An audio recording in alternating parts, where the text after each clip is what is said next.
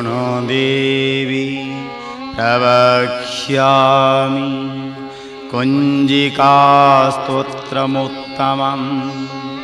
येन मन्त्र प्रभावेण चण्डीजापशुभो भवे न कवचं नार्गलास्तोत्रं किळकन्यरहस्यकं न शुकुतं नाभिध्यानं च नन्यासो न च वार्चनं कुञ्जिकापठमात्रेण दुर्गापाठफलं लभे आतिगृह्यतरं देवी देवानामपि दुर्लभं गोपनीयं प्रयत्नेन स्वयनिखी च पार्वती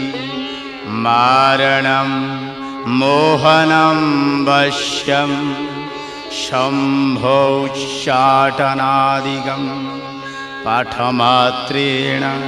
संसिद्ध्यै कुञ्जिका स्तोत्रमुत्तमम्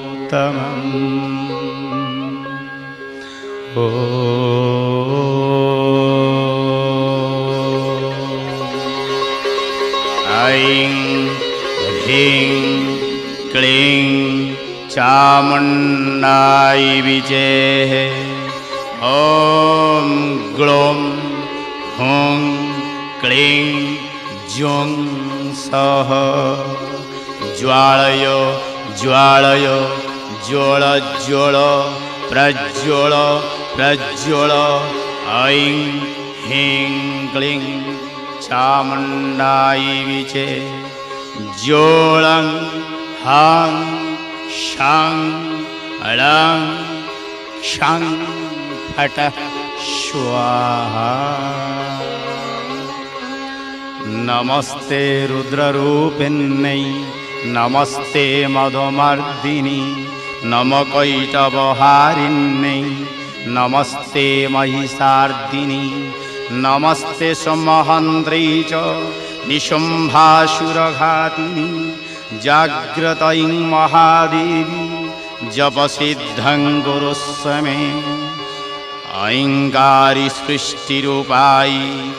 ह्रीङ्कारी प्रतिपालिका क्रीं क्लारि कामरूपिण्यै बीजरूपे नमस्तुते चामुण्डा चण्डघाती च ऐकारी वरदायिनी विच्छेदः भयदानित्यं नमस्ते मन्त्ररूपिणी धां धीं धूं धुर्जटे पत्नी बां बीं बुं वागधीश्वरी क्रां क्रीं क्रूं कालिका देवी शां सीं सुं वमे शुम्भं कुरु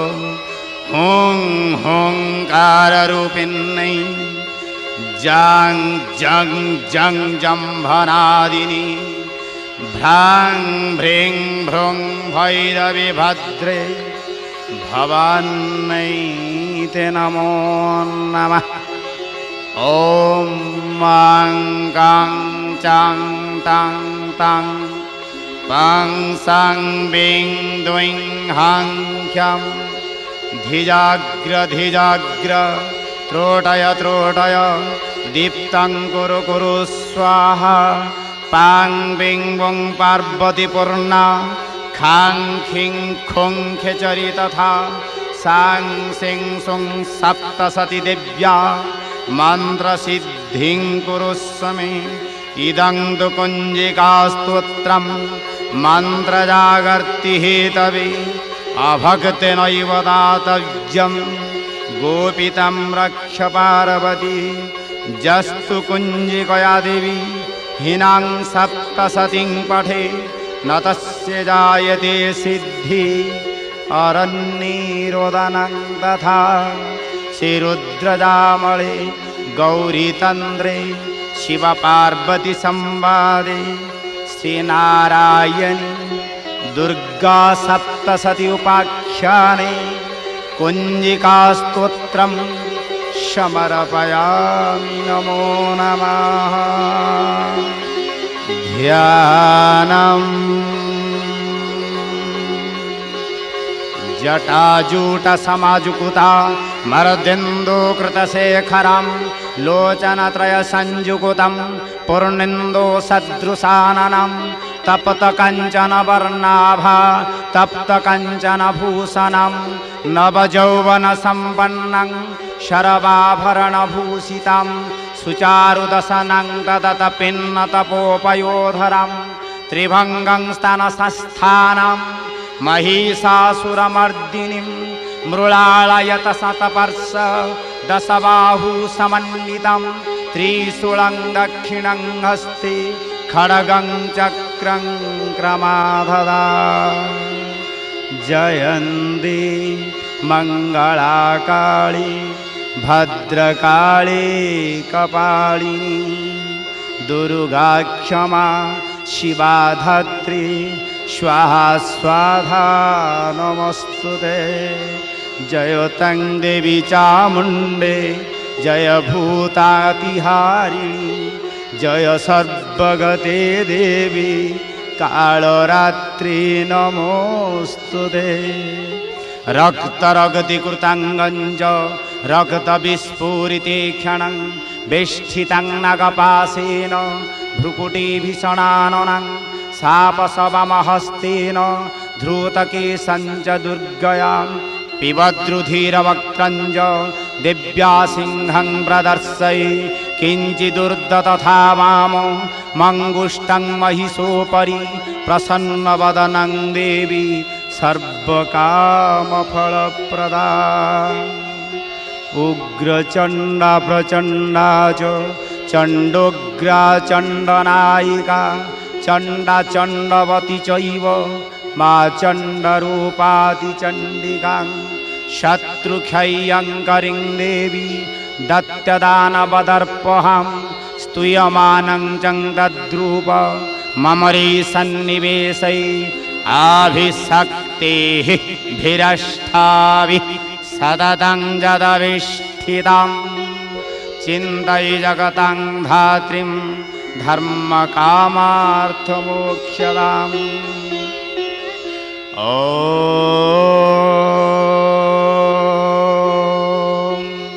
बन्धुककुसुमभासां पञ्चमुण्डादिवासिनीं स्फुरचन्द्रकलारत्न मुकुटां मुण्डमालिनीं त्रिनेत्रां रक्तवसनां पिन्ननोतघटस्थानीं पुस्तकं चक्षमालं च वरञ्चं भयक्रमा आयातु वरदे देवी अक्षरे ब्रह्मवादिनी गायत्री छन्दसं मात ब्रह्मयोनी नमस्तुते आवाहयाम्यहं देवी योगिनी परमेश्वरी योगाभ्यासेन सन्तुष्टा परमध्यानसमन्विता मध्ये सुधामणिमण्डपरत्नवेदी सिंहासनपरिगतां परिपीतवर्णां पीताम्बरां भरणमाल्यविभूषिताङ्गीं देवी भजामि धृतमुद्गरवैरिजिह्वां जिह्वाग्रमादाय करेण देवीं वामेन शत्रुपरिपीडयन्तीं गदाविघातेन च दक्षिणेन पीताम्बराढ्यां द्विभुजां नमामि अस्य श्री चण्डीकवचस्य ब्रह्मा ऋषि अनुष्टुप्छन्द श्री श्री चामुण्डा देवता अङ्गन्यास्कृतमातुरबीजं दिग्बन्धा देवतास्त्वतं श्रीजगदम्बा इत्यर्थे सप्तशती पाठं तेन जपे विनियोगः ॐ नमः चण्डिकाय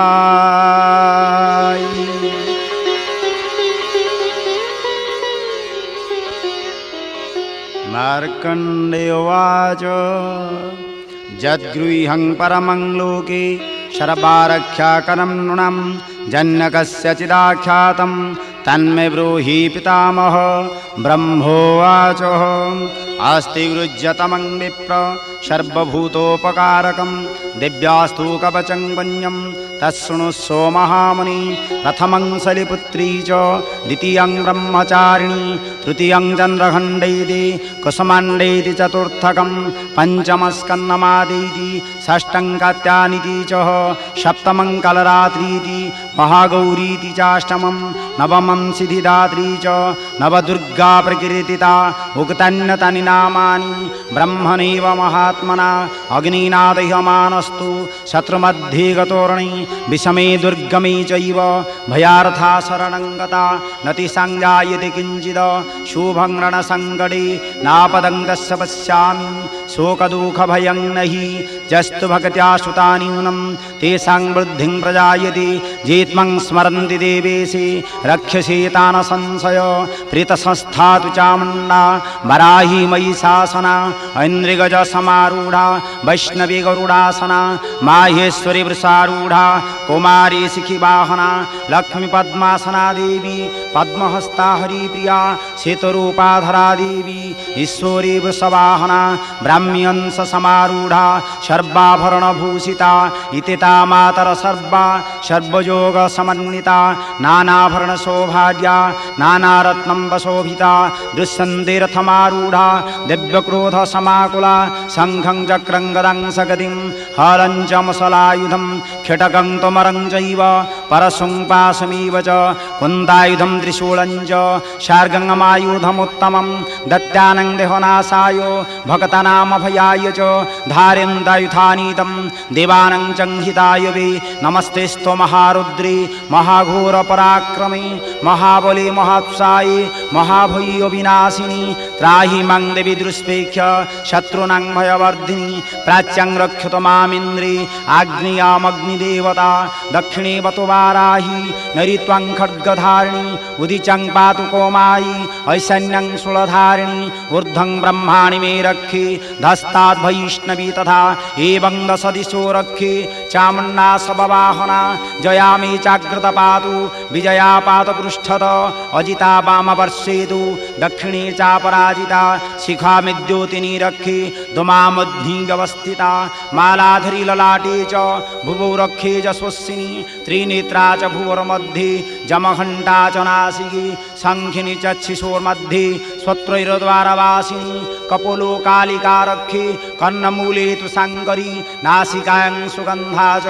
उतरोष्ठे च चर्चिका अधरे चामृतकला जिह्वायां च सरस्वती दन्तान् रक्षतु कौमारी कण्ठदेशे तु चण्डिका घण्टिकां चित्रघण्टा च महामाया च तालुके कामाक्षी च बुकं रक्षे वाचं मे सर्वमङ्गला ग्रीवायां भद्रकाली च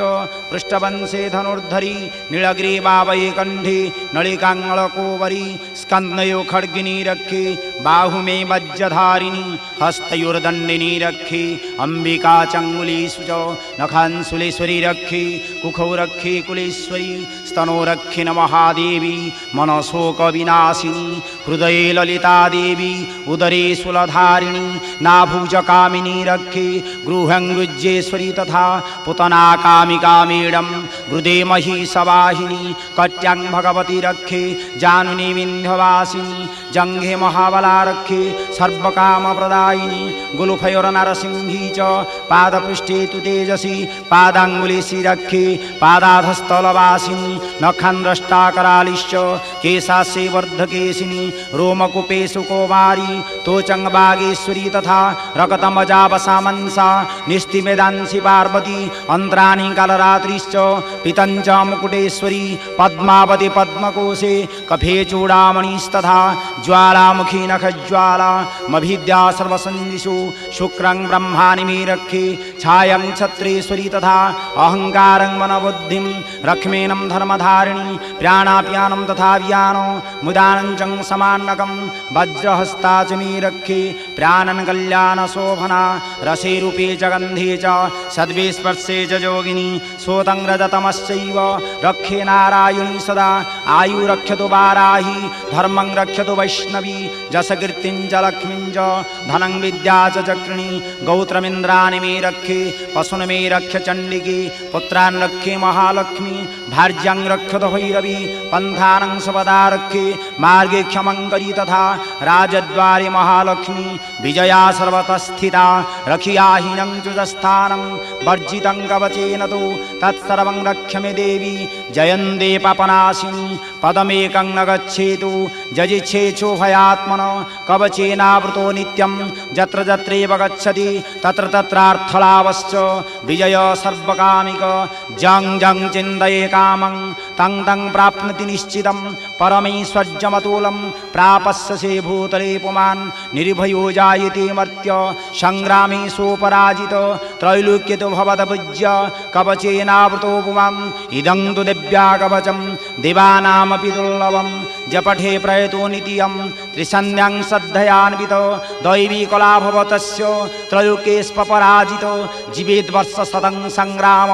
अपमृत्यु विवर्जित न सन्देवाधिय सर्वे लुता विस्फोटकाधियो स्थावरं जङ्गमं चैव कृत्रिमं जापि यद्विषम् अभिचाराणि सर्वाणि मन्त्रतन्त्राणि भूतले भूचराखेचराश्चैव जलोजाश्चोपदेशिका सहजाकुलजामाला डाकिनी शाकिनी तथा अन्तरिक्षचराघोरा डाकिन्यश्च महाबला ग्रहभूतपिशाचश्च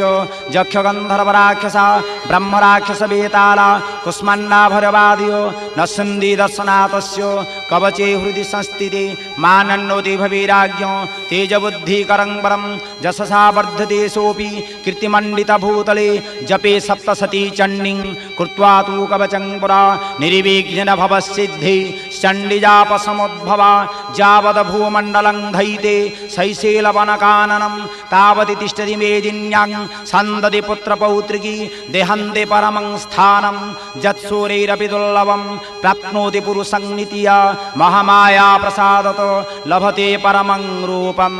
शिवेनं सह मोदते।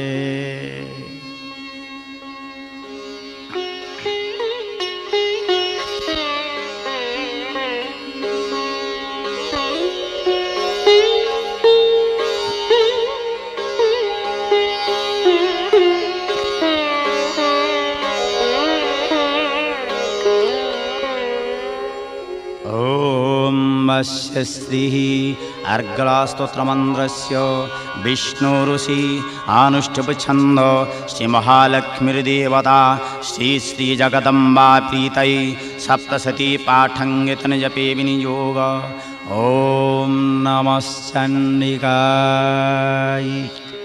मार्कण्डेयोवाच जयन्ति मङ्गलाकाली भद्रकाली कपालिनी दुर्गा क्षमा शिवा धात्री स्वः स्वाधा नमस्तुते। जय त्वं देवी चामुण्डी जय भूतातिहारिणी जय सर्वगति देवी कालरात्रि नमस्तुते। मधुकैटवविद्राभि विधातृवरदे नमः। रूपं देहि जयं देहि जसो देहि दिशो जहि महिषासुरनिर्नाशि भगतानां सुखदे नमः। रूपं देहि जयं देहि जसो देहि दिशो देहि रगतबीजवधि देवी चण्डमुण्डविनाशिनी। रूपं देहि जयं देहि जसो देहि दिशो देहि शुम्भस्यैव निशुम्भस्य धूम्राक्षस्य च मर्दिनी। रूपं देहि जयं देहि जसो देहि दिशो देहि वन्दिताङ्घ्रियुगे देवी सर्वसौभाग्यदायिनी। रूपं देहि जयं देहि जसो देहि दिशो देहि अचिन्त्यरूपचरिते सर्वशत्रुविनाशिनी। रूपं देहि जयं देहि जसो देहि दिशो देहि नातभ्यः सर्वदा भगत्या चण्डिके दुरितापहि। रूपं देहि जयं देहि जसो देहि दिशो देहि स्तव्यो भक्तिपूर्वं त्वां चण्डिके व्याधिनाशिनी। रूपं देहि जयं देहि जसो देहि दिशो देहि चण्डिके सततं ये त्वामर्चन्ति अभक्तितः। रूपं देहि जयं देहि जसो देहि दिशो देहि देहि सौभाग्यो आरोग्यं देहि मे परमं सुखं रूपं देहि जयं देहि जसो देहि दिशो देहि विदेहि दिशतं नाशं विदेहि बलमुच्चकै रूपं देहि जयं देहि जसो देहि दिशो देहि विदेहि देवि कल्याणं विदेहि परमाश्रियं रूपं देहि जयं देहि जसो देहि दिशो देहि सूरा शिरो शिरोरत्न निघृष्ट चरणंबिकी रूपं देहि जयं देहि जसो देहि दिशो देहि विद्यावन्दं जसो सन्दं लक्ष्मीवन्दं जनं गुरो रूपं देहि जयं देहि जसो देहि दिशो देहि प्रचण्ड दत्यदरवघ्ने चण्डिके प्रणताय मे रूपं देहि जयं देहि जसो देहि दिशो देहि चतुर्भुजे चतुर्वक्त्र संस्तुते परमेश्वरी रूपं देहि जयं देहि जसो देहि दिशो देहि कृष्णेन संस्तुते देवी स्वसद्भक्त्या सदाम्बिकी रूपं देहि जयं देहि जसो देहि दिशो देहि हिमाचलसुतानाथ संस्तुते परमेश्वरी रूपं देहि जयं देहि जसो देहि दिशो देहि इन्द्राणीपति सदभावो पूजिते परमेश्वरी रूपं देहि जयं देहि जसो देहि दिशो देहि देवी प्रचण्ड दौर्दण्ड्य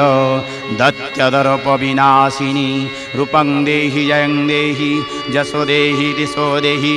देवी भक्तजनदामो दतानन्दोदयम्बिके रूपं देहि जयं देहि जसो देहि दिशो देहि पत्नीं मनोरमां देहि मनवृत्वानुसारिणीं तारिणीं दुर्गसंसारो सागरस्य कुलोद्भवाम् इदं स्तोत्रं पठित्वा तु महास्तोत्रं पठेन्नर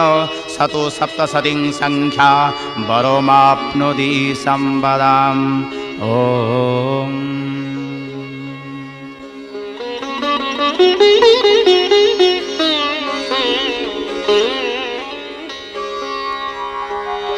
ॐ अस्य श्रीः किलकस्तमन्त्रस्य शिवऋषिः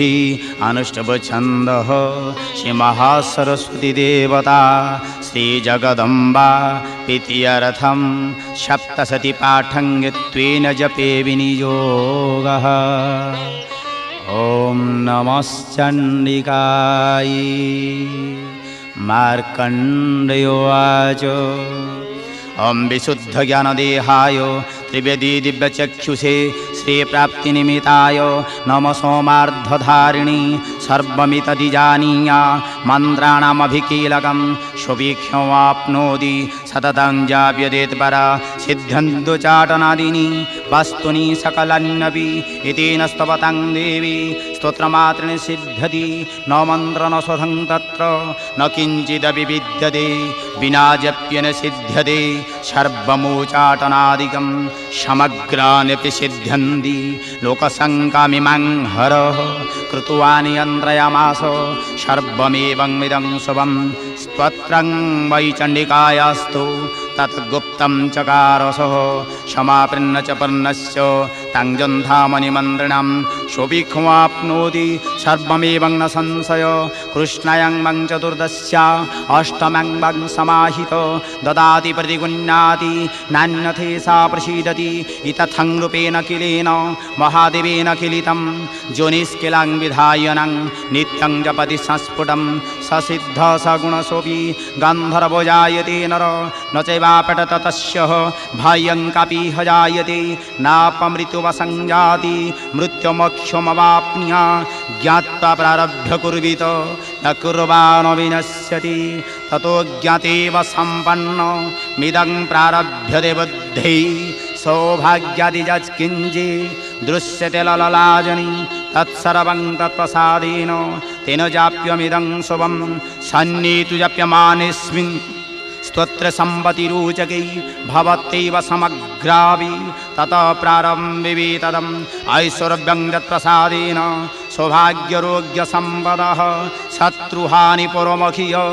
स्तूयते सानं किञ्जनैः ॐ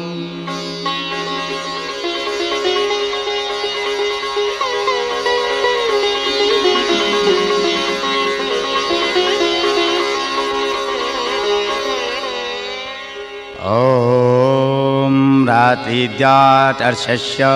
सुक्तस्य कौशिक शौभरी रात्रिर्वा भारद्वाज ऋषिः रात्रिर्देवता गायत्री छंद देवी महात्मपाठि विनियोगः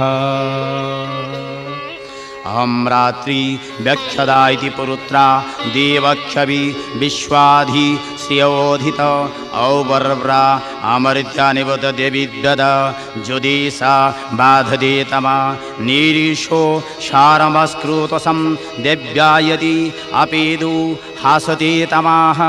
सान्वद्यजस्या वयं नीतिजान्मनोवीक्षमयी वृक्षेण वसतिं वयः निग्रामसो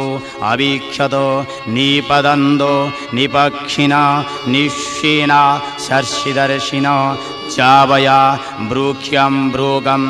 जवयस्तनमुर्मयी अथानः सुतरा भव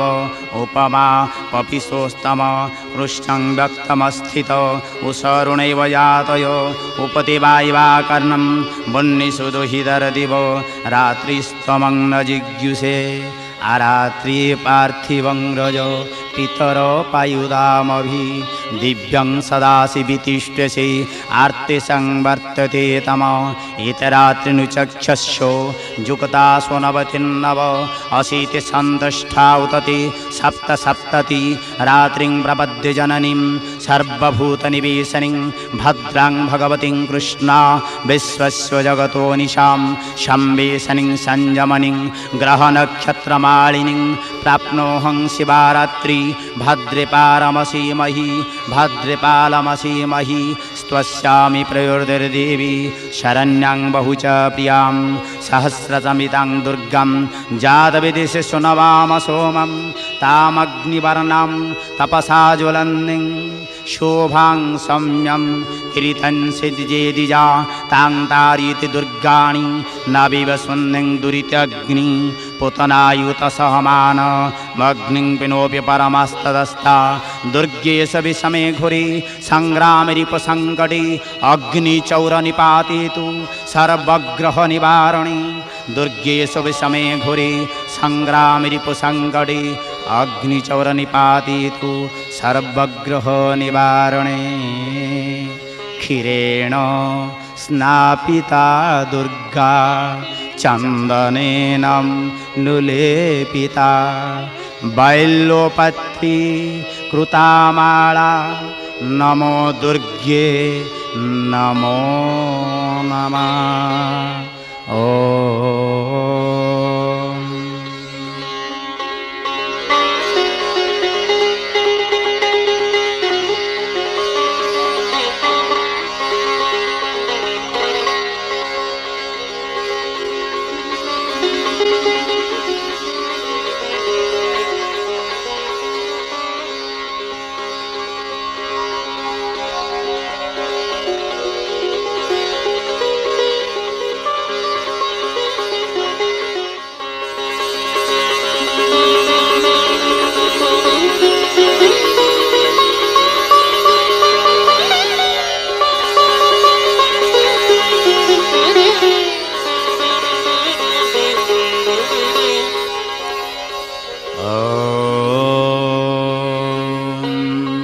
सर्वे वै देवा देवीमुपास्तस्थुः काशी त्वं महादेवीति सा ब्रवीद् अहं ब्रह्मस्वरूपिणी मतः प्रकृतिपुरुषात्मकं जगत् शून्यं च शून्यं च अहमानन्दनानन्दौ अहं विज्ञानविज्ञाने अहं ब्रह्म ब्रह्माणि वेदितव्यै अहं पञ्चभूतान्यपञ्चभूतानि अहमखिलं जगत् वेदोऽहं वेदोऽहं विद्याहं विद्याहम् अजाहमनजाहम् आदश्चोर्ज्य च त्यज्य चाहम् अहं रुद्रैर्भिरिवसुभिश्चरामि अहमादित्यैरोत विश्वदेवै अहं मितिरा वरुणा बुभुविभर्मि अहमिन्द्राग्नि अहमश्वना भुवौ अहं सोमं त्वष्टारं पुषणं भगं दधामि अहं विष्णु मुरुक्रमं ब्रह्माणमुत प्रजापतिं दधामि अहं दधामि द्रविणं हविस्मति सुप्राव्यै यजमानाय सन्मति अहं राष्ट्री संगमनि वसुनां चिकितुषे प्रथमा यज्ञानाम् अहं शिविपितरमस्य मुधर्मनमो जोनिस्परन्दः समुद्रै जैवं वेद सदेवीं सम्पदमाप्नोति ते देवा अब्रुवन् नमदेव्यै महादेव्यै शिवाय सततं नमः नमः प्रकृतिभद्राय नियतः प्रणतः स्मतां तामग्निवरणां तपसा ज्वलन्नीं वैरोचनीं कर्म फलेषु जुष्टां दुर्गां देवीं शरणं प्रपद्य महासुरान्ना सैस्त्रीते नमः देवीं वाचमजनयन्त देवा स्तां विश्वरूपः पशवो वदन्ति सानमन्द्रे समूर्जं दुहाना धेनुर्राग स्नानपसुष्ठते तु कालरात्रिं ब्रह्मस्तुतां वैष्णवी स्कन्दमातरं सरस्वतीमदितिं दक्षः दुहितरं नमामः पावनां शिवां महालक्ष्मी च विद्महि सर्वशक्ति च धीमहि तन्नो देवी प्रचोदयात् आदितिर्जनिष्ठ दक्षजादुहिता तव तं देवान्नवजायन्त भद्रामृतवन्दव कामयोनिकमलवज्रपाणि गृहासमातृस्राभमिन्द्र पुनर्गुहसकलमायया च प्रोचे स विश्वमतादिविद्यम् एषात्मशक्ति एषा विश्वमोहिनी पाशाङ्कुंस धनुर्वर्णधरा एषा श्रीमहाविद्या जैवं वेद सशोकं तरति नमस्ते अस्तु भगवती मातरस्मन् पाहि सर्वतः सैषाष्टवसवः सैषेकादश रुद्रा सैषा द्वादशादित्या सैषा विश्वदेवः सोमपा सोमपश्य सैषयातु धाना असुरारक्ष्यंसि पिशाचा जख्या सिद्ध्या सैषा सत्वरजस्तमंसि सैषा ब्रह्मा विष्णुरुद्ररूपिणी सैषा प्रजापतिन्रमन्नवम् सैषा ग्रहनक्षत्रज्योतिषी कलाकाष्ठादिकालरूपिणी तामं प्रणोमि नित्यं पापापहारिणीं देवी भुक्तिमुक्तिप्रदायिनीम् अनन्तां विजयां शुद्धां शरण्यां शिवदां शिवां वियधिकारसंयुक्तं वीतिहोत्रसमन्वितम् अर्धन्दुलसितं दिव्या बीजं सर्वार्थसाधकम् एवमेकाक्षरं ब्रह्मा यतयः शुद्धचेतसः ध्यायन्ति परमानन्द मया ज्ञानपुरांशयं वाङ्मय्या ब्रह्मस्वस्तस्मा षष्ठं वक्त्रसमन्वितं सूर्यवामस्त्रवेन्द्रो संयोगतष्ठा तृतीयक नारायण समिश्रो वायुस्सागधरयुगततः विचेर्णवार्णकवर्णं सहनमहनानन्ददायक वृतपुण्डरीकमध्यस्थं प्रातसूर्यसमप्रभं पाशाङ्कुशधरं सम्यं वरदां भयहस्तकं त्रिनेत्रां रक्तवसनां भक्तकामं दुदाङ्गजे नमामि त्वं महादेवीं महाभयविनाशिनीं महादुर्गप्रशमनीं महाकारुण्यरूपिणीं यस्याः स्वरूपं ब्रह्मादयो न जानन्ति तस्मादुच्यते अज्ञया यस्यान्तं न लभ्यते तस्मादुच्यते अनन्ता यस्यालोक्यं नोपलक्ष्यते तस्मादुच्यते अलक्ष्या यस्या जननं लभ्यते तस्मादुच्यते ऐया ऐकेव सर्वत्र वर्तते तस्मादुच्यते ऐका ऐकेव विश्वरूपिणी तस्मादुच्यते नैका अत्वैवच्यते अज्ञानन्तालक्ष्या जैका नैकेति मन्त्राणां मातृका देवी शब्दानां ज्ञानरूपिणी ज्ञानानां चिन्मयातीता शून्यानां शून्यसाक्षिणी यस्या परं तरं नास्ति सैषा दुर्गां प्रकीर्तिता तां दुर्गां दुर्गमां देवीं दुराचारविघातिनीं नमामि भवतीहं संसारवर्णवतारिणीम् इथ यदि इदम् अथर्वशीर्ष यजेथेः पञ्चाथर्वशीर्षजपफलमाप्नोति इदम् अथर्वशीर्ष माज्ञाप्त्वा जे त्वां स्थापयति शतलक्षं व्रजत्वापि शोचासिदि न विन्दति शतमष्टं सर्जो पुरस्सर्ज विधिस्मृत दशवारं पठेजस्तु सदियः प्रापे प्रमुच्यते महादुर्गाणि तरति महादेवीयः प्रसादत सायमधियानुदिवस कृतं पापं नाशयति प्रातरधियानुरात्रि कृतं पापं नाशयति सायं प्रातः प्रज्वजानो अपापो भवति निशिथतुर्यसन्ध्यायां जप्त्वा वाक्सिद्धिर्भवति नियुतनायं प्रतिमायां जपता देवतां सान्निध्यं भवति प्राणप्रतिष्ठायां जप्त्वा प्राणानां प्रतिष्ठा भवति भौमासिन्यां महादेवी सान्निध्यौ जप्त्वा महामूर्तं दरति स महामूर्तं दरति जैवं वेद इत्युपनिषत् ओ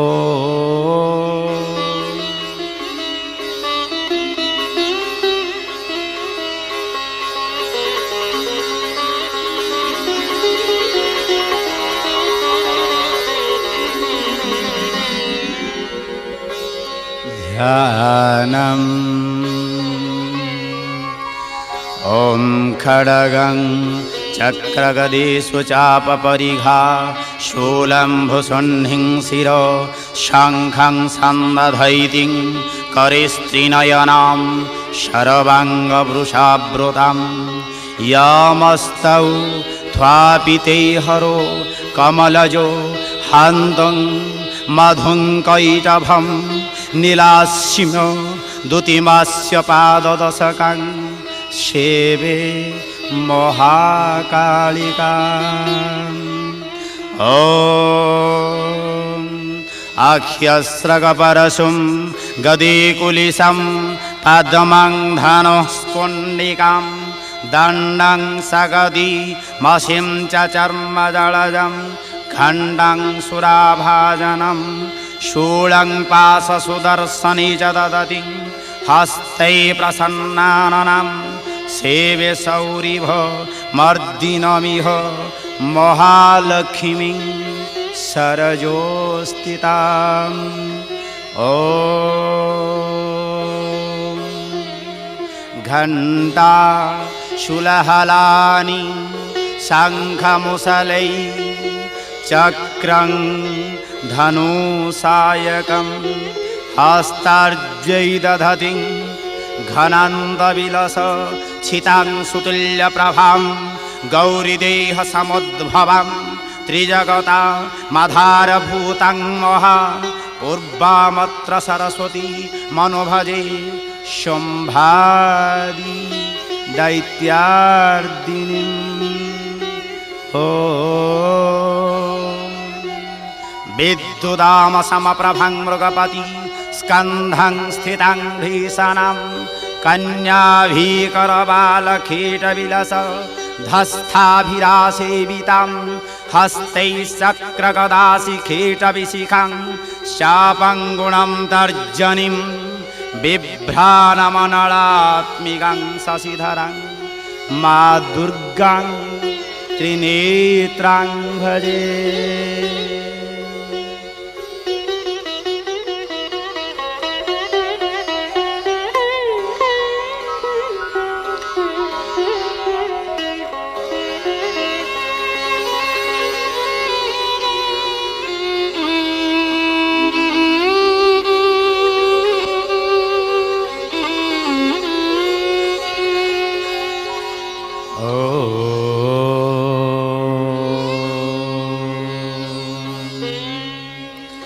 प्रथमचरित्रस्य ब्रह्मा ऋषि महाकाली देवता गायत्री छंद नंदासगतिः रक्तदंदिगाबीजम् अग्निस्तोत्रं ऋग्वेदः स्वरूपं श्री महाकाली प्रीत्यर्थे प्रथमचरित्रजपे विनियोगः ध्यानम्। ॐ खड्गं चक्रगदेषु चापपरिघा शूलं भुषुण्डिं शिरो शङ्खं सन्दधैतिं करिस्त्रिनयनां शरवाङ्गं वृषावृतं यामस्तौथापिते हरकमलजो हन्दं मधुकैटभं नीलास्मदुतिमस्य पाददशकं सेवे महाकालिकाम्। ॐ नमः चण्डिकाय। ॐ नमः चण्डिकाय। ॐ नमः चण्डिकाय। ॐ ऐं मार्कण्डेयोवाच शावर्णी सूर्यतनयो यमानुः क्यथतेष्ठम निशामय तदुत्पत्तिं विस्तरागदतो मम महामायानुभावेन यथामनन्तराधिपो स बभूव महाभागो शावर्णीस्तनयोरवेः स्वारुचि सन्दरे पूर्वं चैत्रवंशसमुद्भव सुरोथनमारजा भू समस्ते क्षितिमण्डले तस्य पालयत सम्यक् प्रजापुत्राणि पौरसान् बभूव शत्रो भूपा कुलाविध्वंसिनस्तदा तस्य तैरभवयुद्ध मृतिप्रबलदण्डिनः न्यूनैरपि सते युद्धे कुलाविध्वंसिविर्जितः ततः स्वपुरमायातो निजदेशाधिपो भव आक्रान्तः महाभाग सस्तदा प्रबलारिभिः अमात्यैर्बलिभिः दृष्टै दुर्बलस्य दुरात्मभिः कोशबलं चाप्रभूतं तत्रापि सोपुरे तताः ततो मृगया व्याजेन हृतस्वाम्य स भूपति एकाकी हयमारुज्य जगामगहनं वनं स तत्रासममद्राखी द्विजवर्धस्य मेधसः प्रशान्तस्वापदाकिन्यं मुनिशिष्योपशोभितं तस्थौ किञ्चित् सकालञ्ज मुनिना तेन सत्कृताः इतश्च तस्तवीतरस्तस्मिन् मुनिवराश्रमे सोचिन्तयत तत्र ममत्वाकृष्टचेतनाः मत्पूर्वै पठितं वर्वं मया हिनं पुरहिन्दा मद्भृतैस्तैर्सद्भृतै धर्मतः पल्यतेन वा न जाने स्वप्रधानोमि सुरहस्ति सदा मदो मम वैरिवंशं जातो कान्भोगानुपलपस्यति जीवमानुगतानि तियं प्रसादधनभोजने अनुर्वृत्तिं ध्रुवं दद्य कुर्वन्त्यन्नमहीभृतम् असम्यगव्यशीलस्थै कुर्वद्भिः सततं वयं सञ्चितः सोऽधिदुःखेन क्षयं कोशगमिष्यति एतचानच्च सततं चिन्तयामस पार्थिवः तत्र विप्रासमाभ्यासी वैश्यमेकं ददर्शसः सपृष्ठस्तेन कस्थोवं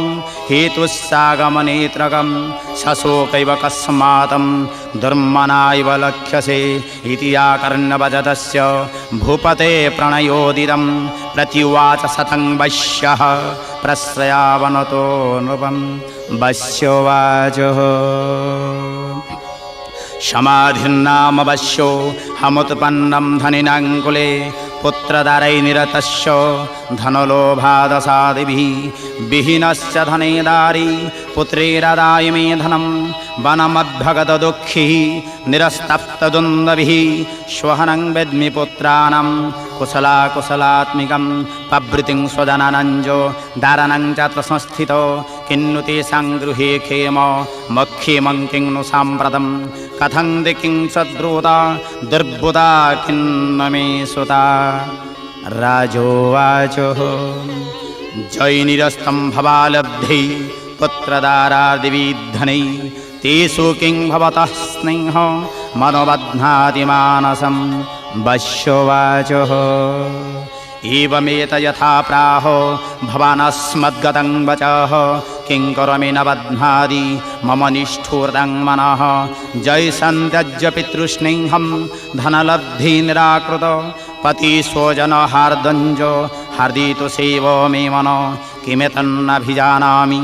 जानन्नपि महामते यत् प्रेम प्रवणं चितं विगुणेष्वपि बन्धुषुः तेषां कृतं निःश्वासौ धर्मनश्चं च जायते करोमि किं जन्न मनसि सोऽपि सुनिष्ठुरं मार्कण्डेय उवाच तदस्तौ सहितो विप्र तं मौनिं समुपस्थितौ समाधिर्नाम्बस्य चौ स च पार्थिवसत्तमाः कृत्वा तु तौ यथा न्यायं यथारङ्कनसंविदम् उपविष्टो कथा कश्चिः शक्रतुवेश्य पार्थिवौ राजोवाच भगवस्त्वमहं भ्रष्टु मिच्छामीकं वदसोत्तत् दुःखाय जन्मे मनसः शोचिताय तताङ्गिनां मम त्वङ्गदराजस्य राज्यङ्गे सुखिलस्वपि जानतोऽपि यथाज्ञस्य किमेतन्म मुनिसत्तमाः अयं च निकृतपुत्री दारिर्हृष्टैस्तथोजित एवमेष तथाहञ्ज शोजनेन संत्यक्तेषु हार्दिं तथाप्यति एवमेष तथाहञ्ज द्वाव्यप्यन्तं दुःखितौ दृष्टदोषेऽपि विषये मम त्वाकृष्टमानसौ तत्किमेतन महाभागो जन्मो ज्ञानिनोरपि ममाचस्य भवेत्यस्य विवेकान्धस्य मूढता ऋषिरुवाच ज्ञानमस्ति समस्तस्य जन्तरविषयगोचरे विषयश्च महाभागो जातिजैवं पृथक् पृथक् दिबन्धप्राणिन केचि दात्रबन्धस्तथा परिं केचिदिव्य तथा रात्रौ प्राणिनस्तुल्यदृष्टयो ज्ञानिनो मनुजः सत्यं किन्तु तेन हि केवलं यतो हि ज्ञानिनः सर्वै पशुपक्षिमृगादयो ज्ञानं च तन्मनुष्याणां जत्तेषां मृगपक्षिणां मनुष्याणां च जत्तेषां तुल्यमन्यतथोभय ज्ञानी अपि सति पश्यतान् पतङ्गाच्छवचञ्चसो कोणमोक्षादृता नमोहा पीड्यमन्ननपि क्षुधा मानुषामनिजो व्याघ्र सभिलासासुतान् प्रति लोभार्प्रत्युपकाराय नन्दितान् किं न पश्यति तथापि ममतारवर्ते मुहुर्गर्ति निपातिताः महामाया प्रभावेण संसारस्थितिकारिणा तन्मात्र विस्मयो कार्यो जोगनिद्रा जगतपते महामाया हरिश्चैषा तय्या सम्मोह्यते जगत् ज्ञानिनामपि चेतंसि देवी भगवती हि सा बलादकृष्यमोहाय महामाया प्रयच्छति तया विसृज्यते विश्वं जगति च चराचरं सैषा प्रसन्ना वरदा नृणां भवति मुक्तये सा विद्या परममुक्ति हेतुर्भूता सनातनी संसारबन्धहेतुस्स सैव सर्वैश्वरेश्वरी राजोवाच।